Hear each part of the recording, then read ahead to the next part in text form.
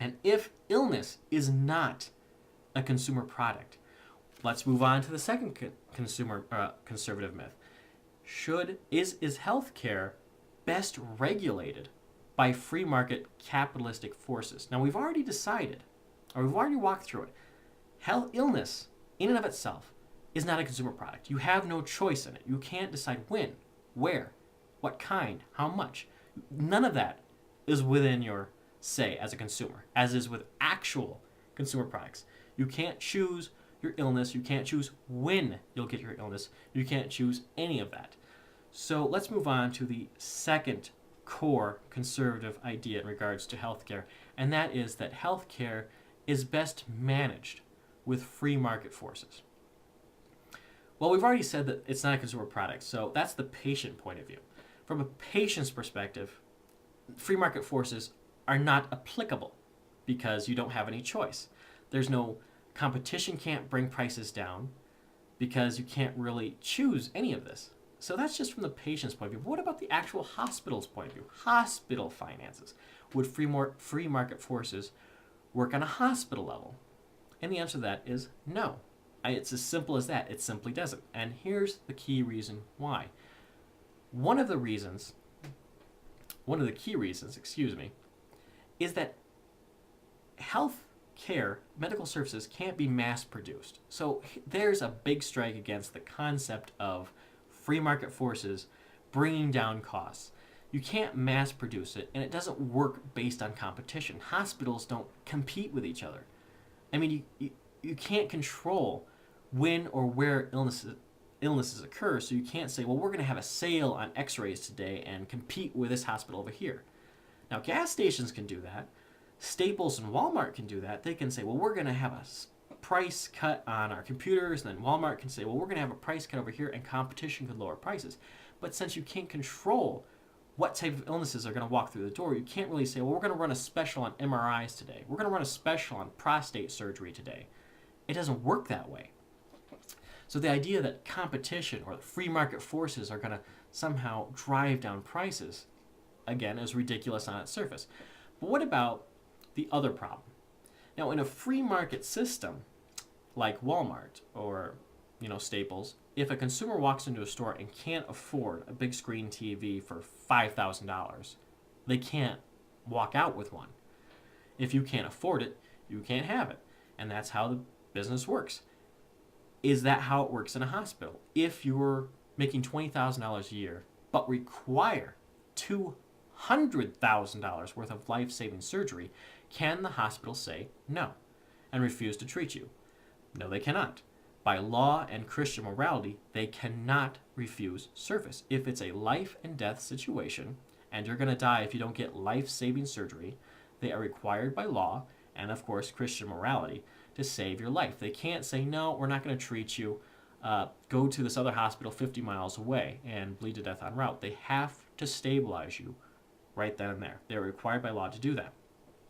Now, if you're a minimum wage worker, or if you're unemployed, or if you are just making $50,000 a year like a normal American or whatever, and you are in an accident, or if you're mugged, or if you're shot, or if you have something going on, a life-threatening stroke that requires immediate emergency care, that's the most expensive kind of care. So the hospital has to pay those costs up front, whether you can pay for it or not. If you've got a 20-year-old minimum wage worker and they require $500,000 worth of life-saving equipment, they have the anesthesiologist, the x-ray tech, the radiologist, surgeon number 1, surgeon number 2, all the nurses, the food, the medicine necessary to keep you alive, $700,000, $500,000, $200,000. The hospital pays that up front to save your life. What happens then is they send you a bill. They send a minimum wage worker or even an unemployed person a bill for $500,000. Well, what happens then? Well, what's been happening lately is they just don't pay it because they physically can't. They don't have $500,000. Well, could you really operate a free market traditional business that way? Could you operate a Walmart that way? If somebody making $20,000 or minimum wage walks into a Walmart and Walmart was required to simply let them walk out with as much merchandise as they wanted. Could Walmart stay in business? Could Walmart control costs in any reasonable sense? No, it's ridiculous on its surface. So to say that a hospital operates under a free market system or under free market forces is ridiculous, because they don't operate under competition, because they can't control what kind of illnesses they're going to treat. They can't mass produce health. I mean, they can't say, well, we're going to stockpile, cancer medicine or x-rays and drive down costs that way. They can't really do that because this stuff is volatile, so you can't really build it up to drive down costs. Nor can they refuse treatment to people that need it in emergency situations. So none of this is free market forces. From a patient's point of view, you have none of the choice. You can't choose what, where, when, how much. There is no consumer choice in terms of illness. So to say that free market forces are at work in illness for the patient is ridiculous. And from the hospital's point of view, it is equally ridiculous, because they cannot mass produce things. They can't work under competition. They can't refuse treatment to people that can't afford it. So the first two conservative myths, the first one being, is healthcare a consumer commodity? No.